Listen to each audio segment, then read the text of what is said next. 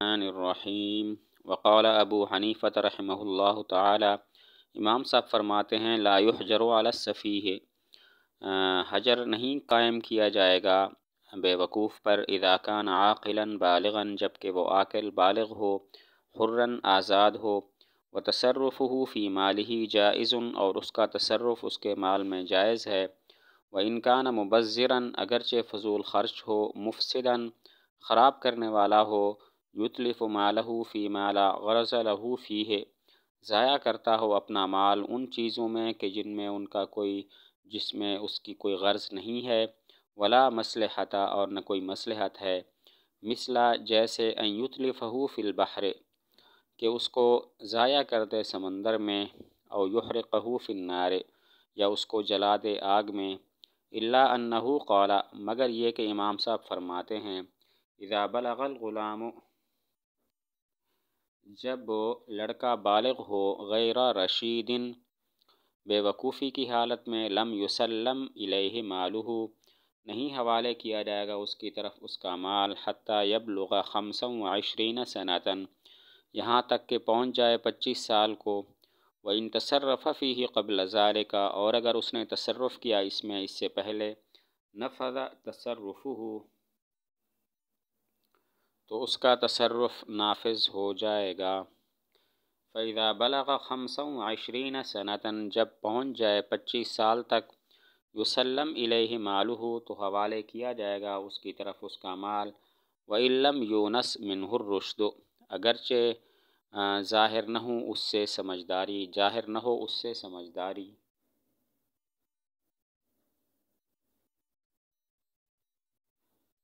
وقال ابو یوسف و محمد رحمہم اللہ تعالی، صاحبین فرماتے ہیں یحجر علی السفیہ، یحجر علی سفیہ، بے وقوف پر حجر قائم کی جائے گی، ویمنع من التصرف فی مالہ، اور اس کو روکا جائے گا اس کے مال میں تصرف کرنے سے، فإن باع، پس اگر بیچے، لم ینفذ بیعہ، نہیں نافذ ہوگی اس کی بیع، فی مالہ، اس کے مال میں، وإن کان فیہ مصلحۃ، اگرچہ اس میں مصلحت ہو، اور اگر اس میں مصلحت ہو، اجازہ الحاکم، تو حاکم اس کی اجازت دے دے۔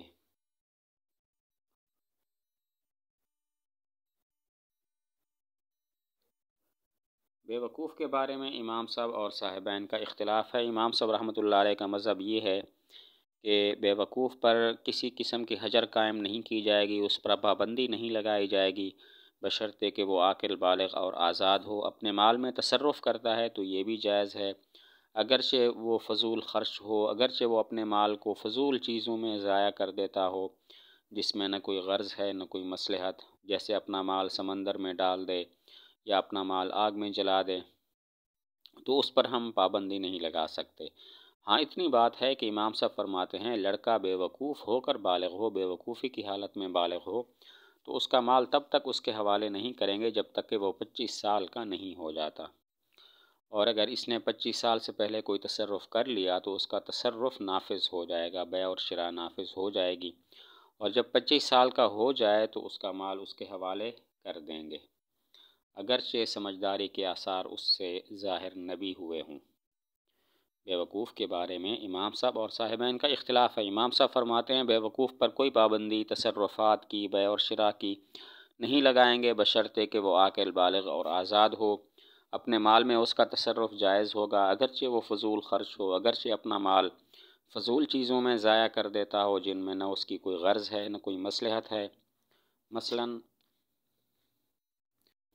اپنا مال سمندر میں ڈال دیتا ہے یا اس کو آگ میں جلا دیتا ہے۔ امام صاحب اتنی بات فرماتے ہیں کہ اگر لڑکا بے وقوفی کی حالت میں بالغ ہو جائے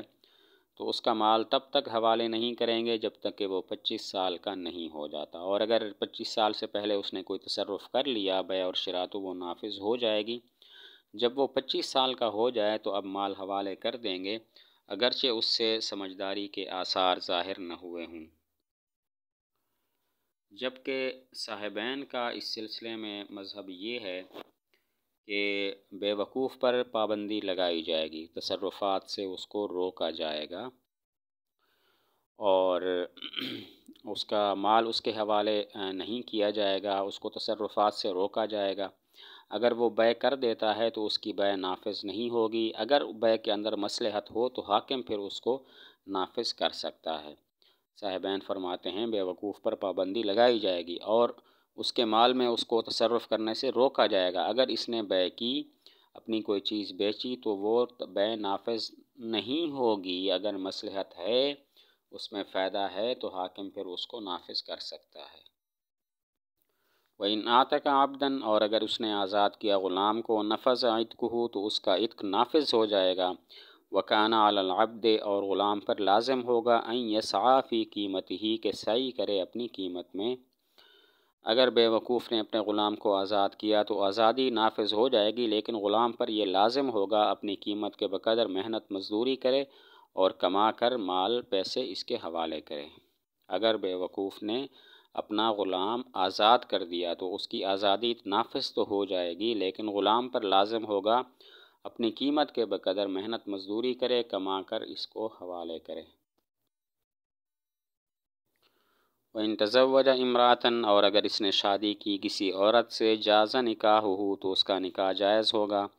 فَإِن سَمَّى لَهَا مَهْرًا، پس اگر اس کے لیے مقرر کیا کوئی مہر،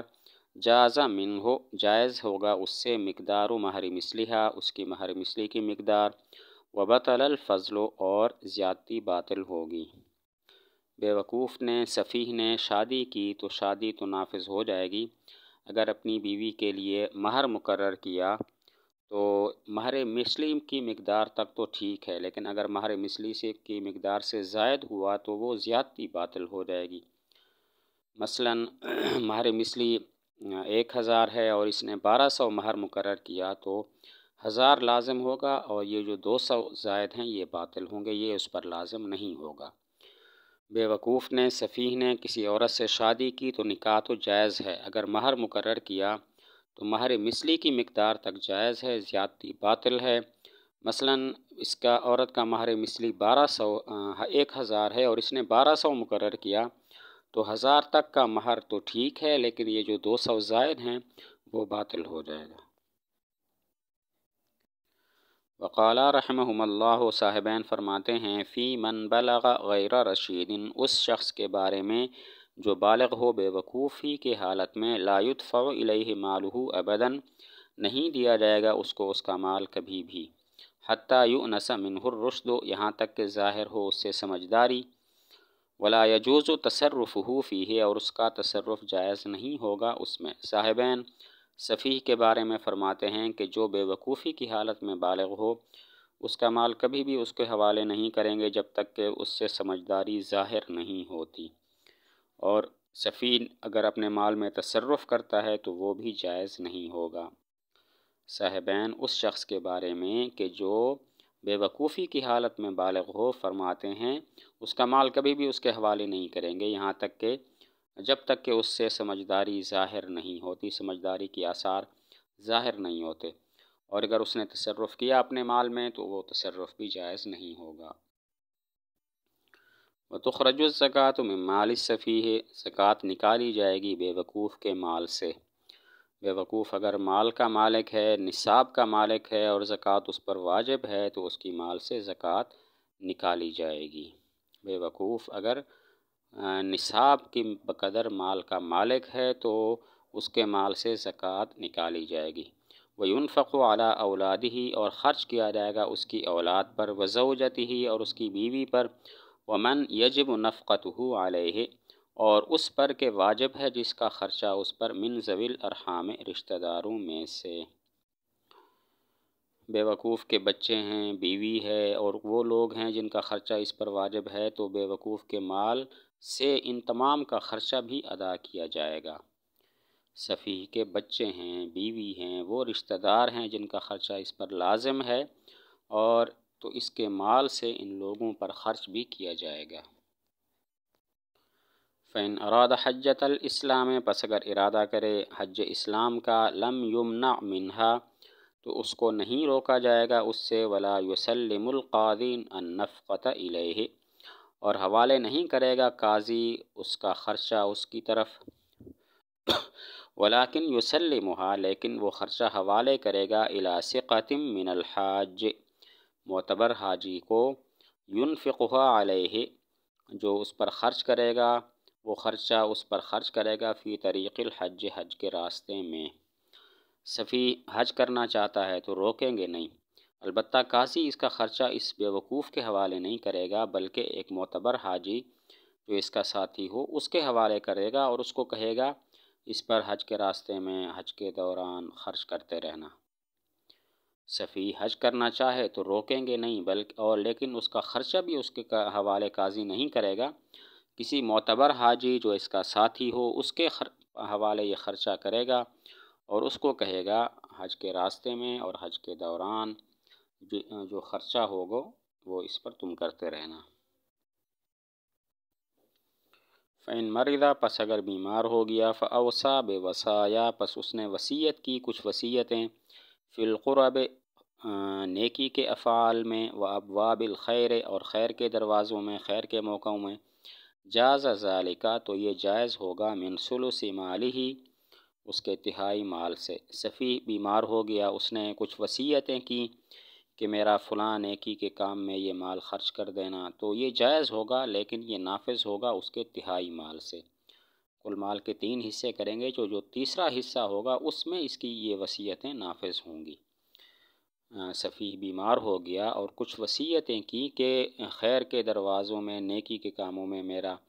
مال خرچ کر دینا، تو یہ وصیت جائز ہوگی لیکن نافذ ہوگی اس کے تہائی مال میں، یعنی اس کے مال کے کل 3 حصے کیے جائیں گے، جو تیسرا حصہ ہوگا اس میں اس کی وصیت جاری ہوگی۔